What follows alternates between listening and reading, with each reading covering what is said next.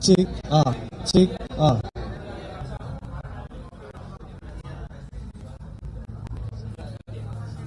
Cek A, cek A, cek.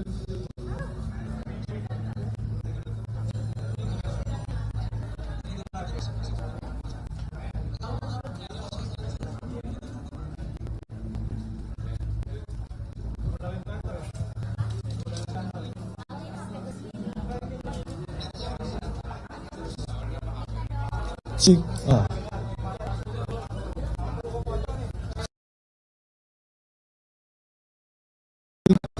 Cek A.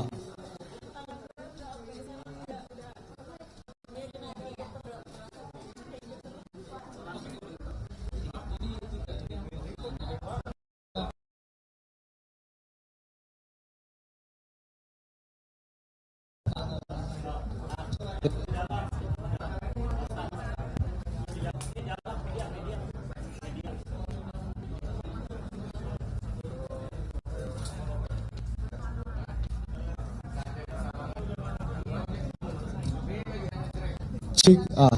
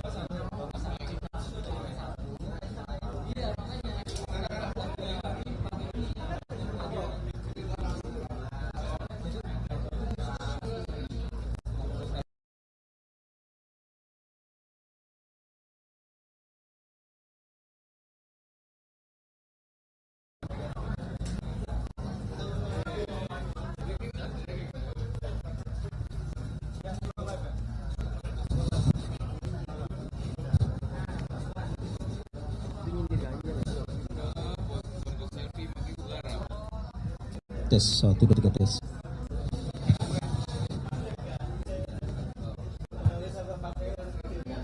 Tes 1 2 tes 1 2 tes 1 2.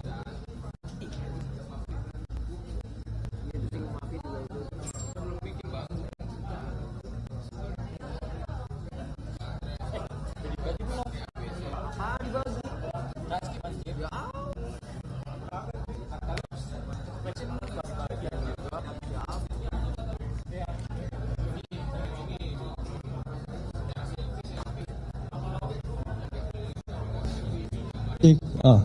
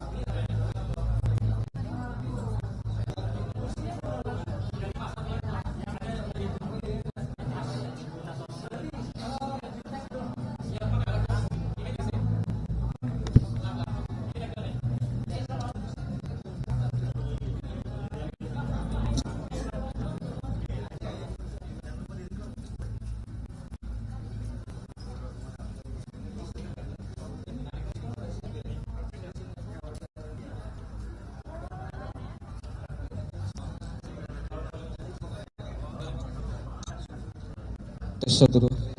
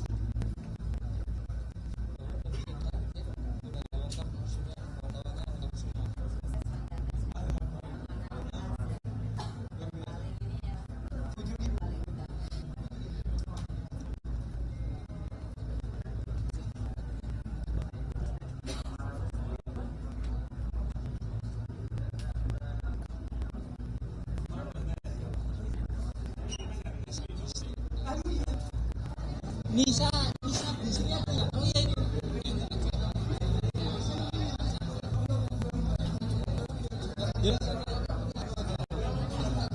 Ya, ya, siap, siap, bos.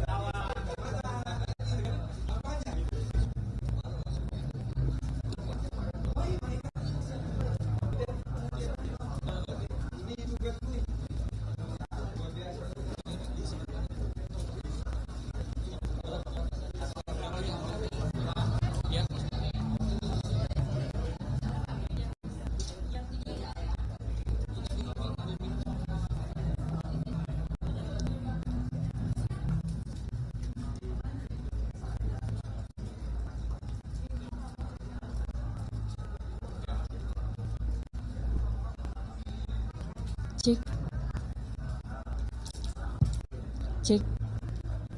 Cek 1 2, cek.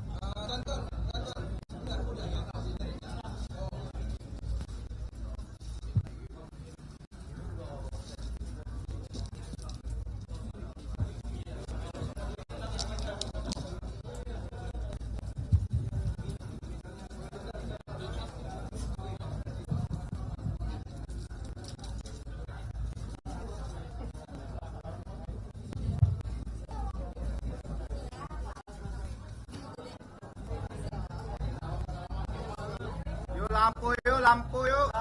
Lampu yuk. Yang di kaca duduk yuk.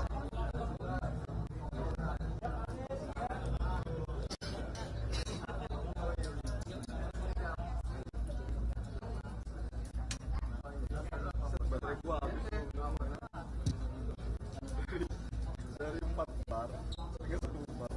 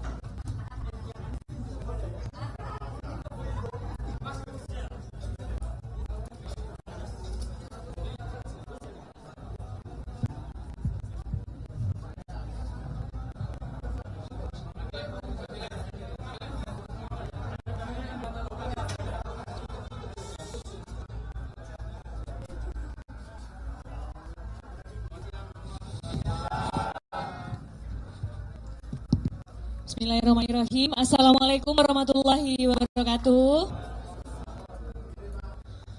Selamat sore teman-teman media sekalian. Alhamdulillah acara hari ini berjalan sangat sukses. Nah, kami akan langsung membuka kesempatan untuk teman-teman yang ingin bertanya. Kami mulai 3 pertanyaan terkait acara hari ini. Silakan.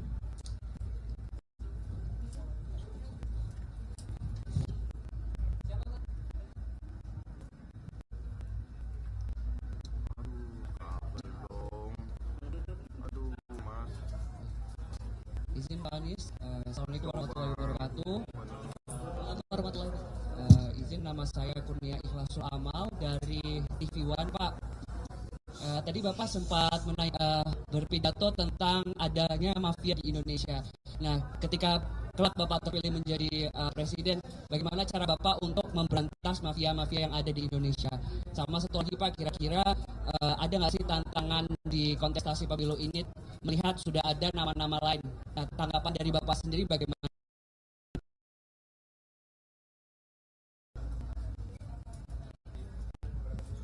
Pertanyaan kedua. Oke, silahkan Mas. Tadi dengan Mas siapa? Dari mana Mas? Mohon maaf. Dari Siang Pak Anies, saya Aksa dari Aksa Nation YouTube. Yang ingin saya tanyakan Pak, terkait IKN. Jadi kalau saya lihat dari beberapa media saat Bapak diwawancara, Bapak akan mengikuti undang-undang tentang IKN. Ya, ini kan salah satu proyek yang panjang, nggak cuma Bapak aja, nanti presiden berikutnya pun akan masih meneruskan. Nah, kalau Bapak sendiri untuk IKN misalnya akan diteruskan atau seperti apa, itu konsepnya, gagasan barunya seperti apa Pak? Terima kasih.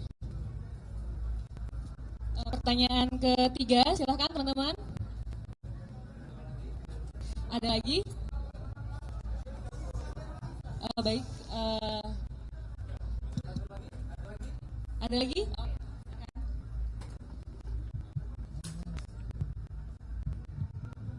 Ya, selamat sore Pak Anies. Saya Surya dari Disensus Indonesia.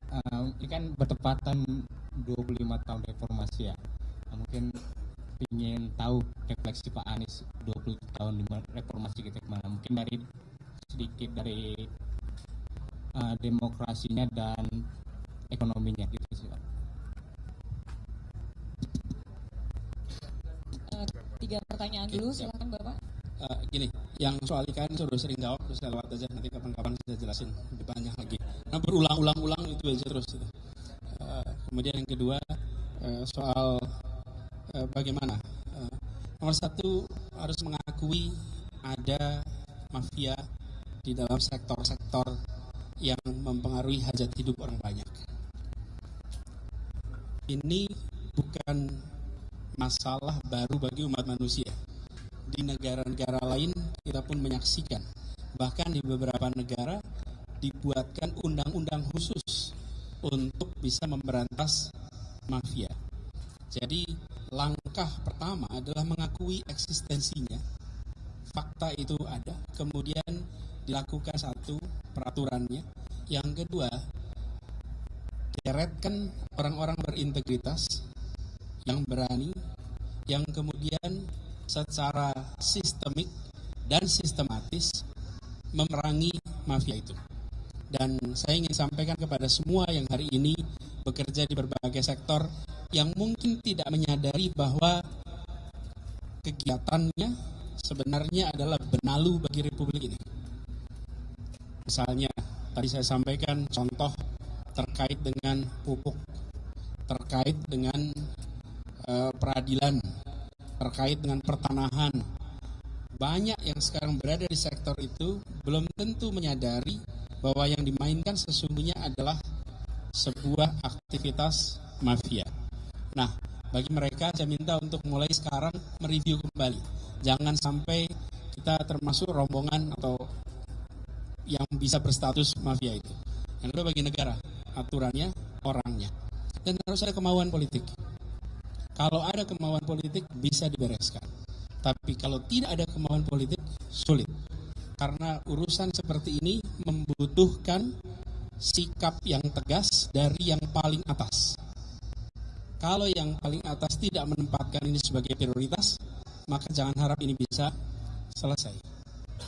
Nah, di rakyat banyak, hajat hidup terganggu, pelayanan terganggu, karena ada yang berada di tengah-tengah yang mengendalikan, yang itu disebut dengan mafia tadi.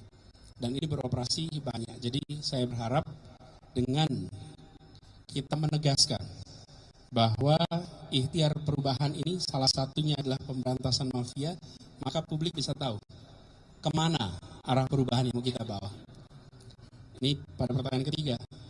Reformasi dulu punya beberapa agenda. Sebagian sudah beres. Nah, agenda KKN, kolusi, korupsi, nepotisme, sekarang masih ada. Dan seakan merebak secara pelan-pelan. Institusi penegak hukumnya ada, tapi institusi penegak hukumnya juga dalam kenyataannya kita tahu sering dalam kendali politik. Nah, ini yang harus dibereskan. Nah, kami melihat banyak orang-orang berintegritas. Peraturannya ada, tapi harus ada kemauan dari pemegang kewenangan tertinggi untuk memberikan backup bahwa pemberantasan korupsi tanpa kompromi, kena semuanya, siapapun yang melanggar, siapapun yang bertindak korupsi, maka lakukan tindakan tegas. Jadi kami melihat itu yang penting. Yang kedua adalah kita menyaksikan salah satu tuntutan reformasi dulu adalah bagaimana daerah memiliki kewenangan untuk melayani masyarakat. Sebagian dari pelayanan itu berjalan baik bila kepala daerahnya baik, bila DPRD-nya berfungsi. Tapi ada situasi di mana pelayanan itu tidak berjalan baik. Nah, kalau tidak berjalan baik, harus dibuat baik, bukan diambil alih oleh pemerintah pusat. Karena diambil alih ke pemerintah pusat tidak ada jaminan menjadi lebih baik. Karena orientasinya itu bukan kewenangan ada di pusat atau di daerah, tapi kewenangan itu bisa dijalankan untuk kepentingan orang banyak. Itu kira-kiranya beberapa PR terkait dengan reformasi. Jadi jangan sampai karena pelayanan di daerah tidak berjalan baik, lalu dilakukan sentralisasi. Sentralisasi itu bukan solusi terhadap persoalan. Solusinya adalah bagaimana dengan desentralisasi pelayanan tetap berjalan baik, gitu ya. Oke, saya rasa lainnya udah cukup jelas tadi teman-teman sekalian. Semua disampaikan itu bisa langsung dikutip. Ada lagi? Baik. Oke, biasanya kalau 3 pertanyaan lagi ya. Mungkin ada yang mau bertanya kepada Ketua Simpul Relawan. Di sini juga ada Ketua Simpul mengenai acara hari ini. Selamat sore Pak Anies, saya Nia dari Harian Kompas, mau tanya soal proses penentuan cawapres Pak. Sampai saat ini progresnya sudah sejauh mana sih, dan apakah proses penentuan itu memang menunggu dinamika atau penentuan cawapres dari bakal capres yang lain. Terus yang kedua Pak, mengenai gagasan ya, Pak Anies kan konsisten bicara soal keadilan dan kesetaraan. Nah, kemudian sebenarnya gimana sih Pak menjaga relevansi gagasan itu di tengah tingkat kepuasan publik terhadap kerja pemerintah yang konsisten bisa dibilang tinggi gitu Pak. Terima kasih Pak. Oh ya, sekalian aja ya. 2 pertanyaan lagi. Bismillahirrahmanirrahim. Assalamualaikum warahmatullahi wabarakatuh. Ya, terima kasih Pak Anies. Saya Richard Destian dari Polisi News bagian Humas. Saya ingin menanyakan bismillah ya, ketika Pak Anies menjadi presiden ya 2024-2029, saya akan menanyakan apakah nanti akan dibuatkan di eksekutif Satgas Mafia Hukum seperti itu Pak Anies. Oke, mungkin dari saya itu aja. Terima kasih. Assalamualaikum warahmatullahi wabarakatuh. Pertanyaan terakhir. Izin Pak Anies, Raffi dari diswe.id, mau nanya terkait tadi kan Pak Anies saat pidato sempat menyinggung perkara BTS. Kira-kira nanti ke depan apakah Pak Pak Anies ketika nanti menjadi jabat itu, ketika ada kawan atau menteri atau jajaran itu akan tidak pandang bulu atau seperti apa sih, seperti yang tadi Pak Anies sempat sindir seperti itu. Oke, yang terakhir aja dulu. Ya, siapa saja, perlindungan terbaik itu adalah mengikuti prosedur ketentuan perundangan. Itu adalah perlindungan terbaik. Jadi bukan pertemanan perlindungannya. Perlindungannya itu adalah ketaatan kepada prosedur. Ada kadang-kadang menganggap kalau punya teman berarti aman. Bukan, kalau taat prosedur berarti aman. Itulah perlindungannya. Jadi yang itu harus tegaskan. Jadi kepada semuanya, baik teman maupun tidak termasuk teman, perlindungannya bukan dari orang, tapi dari ketaatan pada peraturan. Gitu ya. Kemudian tadi soal Satgas, nanti kita lihat teknisnya ya, sesuai dengan kebutuhan. Lalu terkait dengan wakil, hari Sabtu kemarin ditanyakan, hari Minggu ditanyakan, belum ada bedanya. Gitulah kira-kira gitu. Iyalah. Nanti kita lihat supaya ada kejutannya dong, gitu ya. Ada efek kejutnya, ada kejutnya.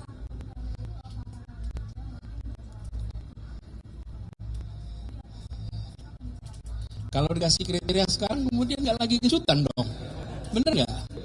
Iya dong, jaga biar ada efek kejutnya. Kalaupun ada nggak saya beritahu sekarang dong. Iyalah, gimana? Sabar. Pokoknya namanya udah dari kantong gitu kira-kira. Bisa laki, bisa perempuan. Macam-macam tuh. Nah, cukup. Nah, terus tadi soal kepuasan. Jadi begini, ketika kita melakukan perubahan, itu kita mengandalkan kepada bagaimana seharusnya. Okay. Ketika menakar kepuasan itu berdasarkan harapan. When your expectation is low, satisfaction is easy. Okay. When your expectation is high, satisfaction is difficult. Jadi kepuasan itu adalah cermin harapan. Kalau harapannya itu tinggi, maka kepuasan lebih sulit dicapai.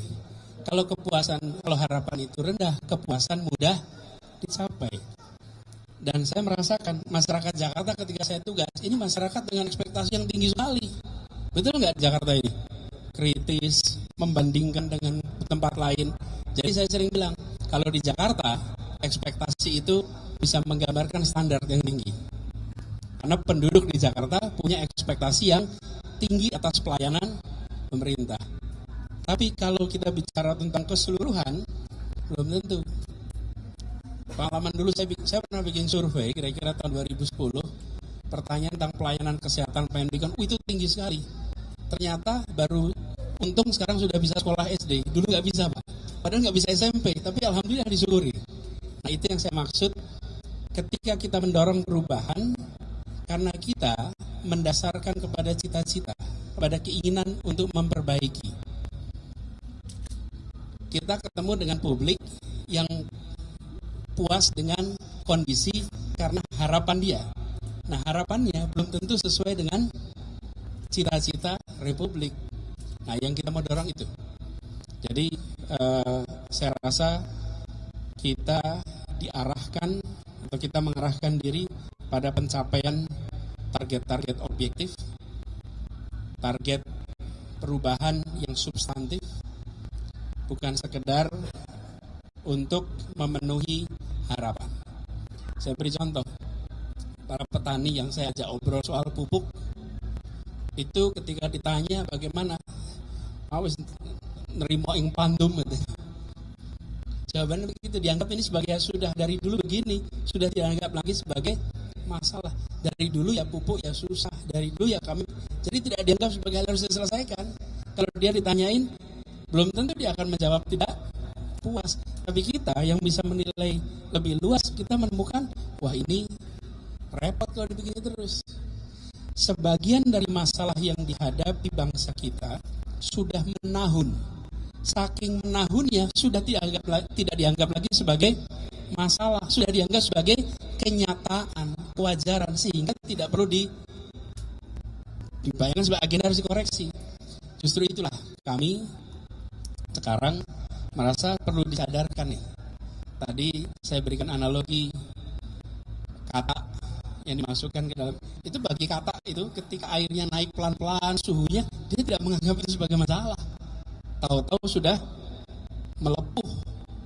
Nah, kita jangan sampai membiarkan situasi ini terus-menerus, mafia dibiarkan terus-menerus ada, praktek-praktek yang memeras, ekstraktif pada rakyat terus ada. Rakyatnya bisa jadi tidak menyadari, tapi ujungnya kemudian kondisi bangsa yang akan terpuruk. Itulah fungsi wake up call, kira-kira gitu. Ya, teman-teman, terima kasih sekali sudah menyempatkan siang hari ini. Alhamdulillah acaranya berjalan lancar.